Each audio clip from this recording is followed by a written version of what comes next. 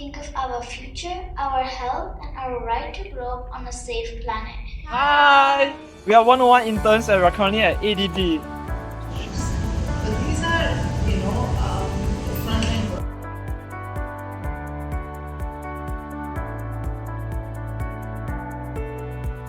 Hi, I'm Patterson, and my key takeaway is the impact of climate change on us humans. Specifically, for vector-borne diseases, the speaker used the term persistent pandemic.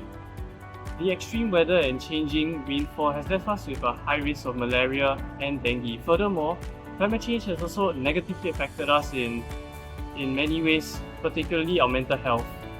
A study in Shanghai has showed a correlation between extreme heat days and the risk of suicide, underscoring the effects of climate change on us humans.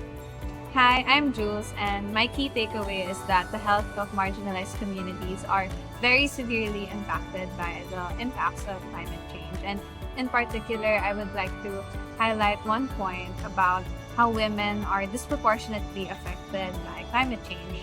There was actually a study that found that there's a direct relationship between droughts, floods, and cyclones, and the rates of domestic violence, miscarriages, and even dropout from minimum recommended ANC care.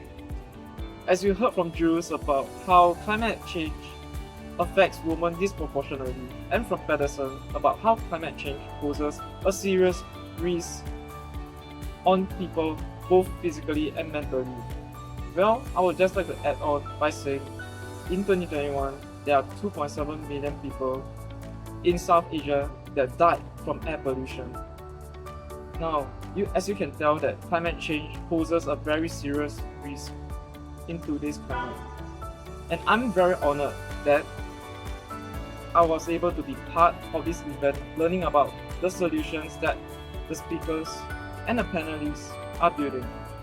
Hi, I'm Joel, and the biggest takeaway that I had today was actually the idea of the climate AI paradox. On one hand, we are having it on the cusp of the greatest revolution of our time, artificial intelligence, with AI possibly having the power to fix climate change. But on the other hand, the training of the AI models itself is single-handedly making climate change so much worse, using more water than we ever did, heating up global temperatures to levels that we have never seen before, which leads to even more stressed healthcare systems. My hope for the future is that the future research into AI can include ways to make this more sustainable, perhaps with small language models instead of the current large language models. Speaking of which, if you ever need help with your research, come visit us at 101 Health Research. 101 Health Research is a full-time professional research firm that provides researchers and organizations end-to-end assistance from research methods, protocol preparations, to continuing technical support throughout the research lifecycle.